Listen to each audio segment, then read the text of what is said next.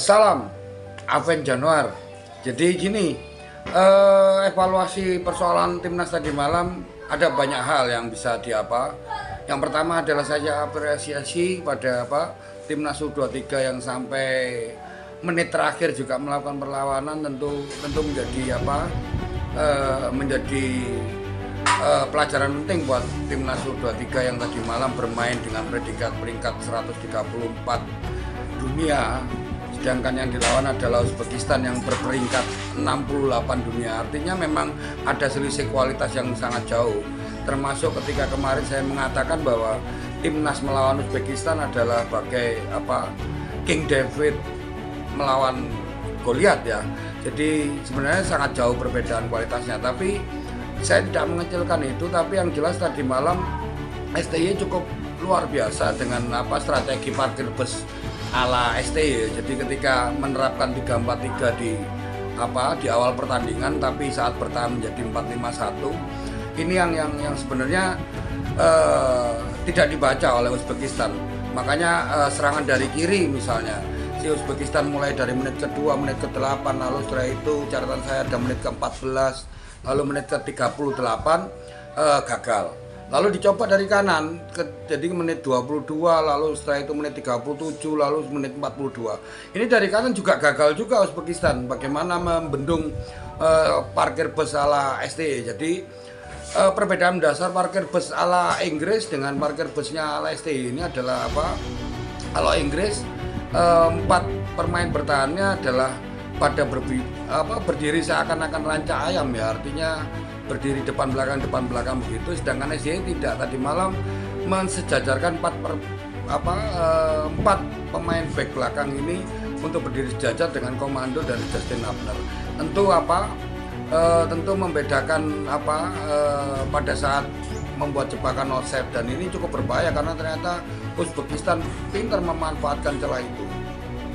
Nah itu apresiasi yang pertama bahwa STY berhasil secara strategi. Tapi sekali lagi yang harus diingat, Uzbekistan adalah salah satu tim yang suka bermain provokasi. Artinya ketika kejadian di melawan Arab Saudi yang dimenangkan Uzbekistan 2-0 itu jelas bahwa permainan pola menyerangnya Arab Saudi dirusak oleh provokasi kecil, provokasi ringan dengan pelanggaran, lalu setelah itu bola keluar itu dilempar begitu saja. Ini yang sebenarnya memancing emosi pemain Indonesia tadi malam.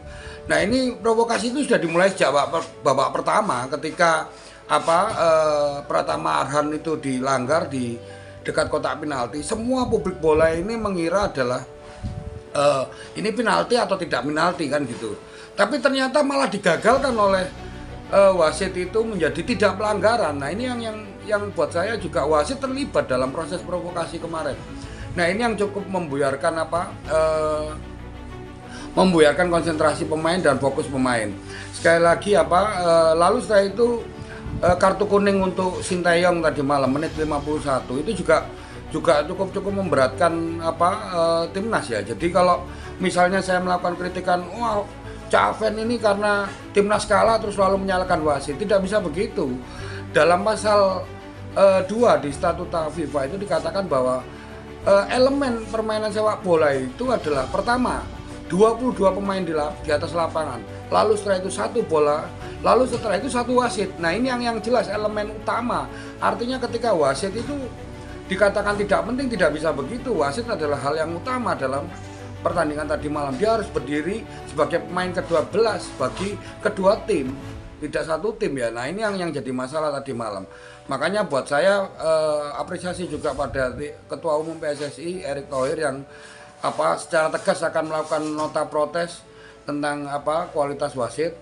Dan sekali lagi dugaan saya bahwa kenapa gelaran AFC U23 ini tidak pernah mendapat pengajuan FIFA bahwa ini adalah termasuk pertandingan FIFA ya, karena saya curiga bahwa ternyata kualitas wasit di gelaran AFC U23 ini selalu bermasalah, dan ini bermasalah ini sudah berkali-kali, bertahun-tahun begitu. Cuma kebetulan aja kita tidak pernah masuk dalam putaran final U23. Ini yang menjadikan kita tidak pernah tahu bahwa kualitas wasit ternyata setelah saya buka datanya ternyata sudah 2 atau 3 gelaran sebelum ini juga mengalami masalah yang sama, khususnya soal wasit. Nah ini yang harus diperbaiki oleh pihak AFC, dan yang jelas Indonesia semangat, kita akan bisa merebut kemenangan melawan Irak di hari Kamis mendatang.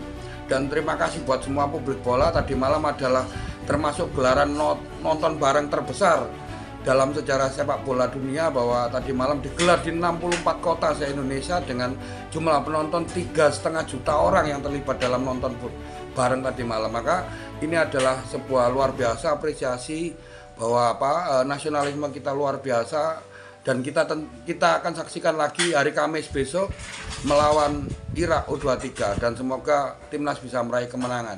Demikian dari saya Aven Januar, dan sekali lagi tidak ada kata lain, melawan Irak U23 kita harus menang. Demikian, salam Aven Januar.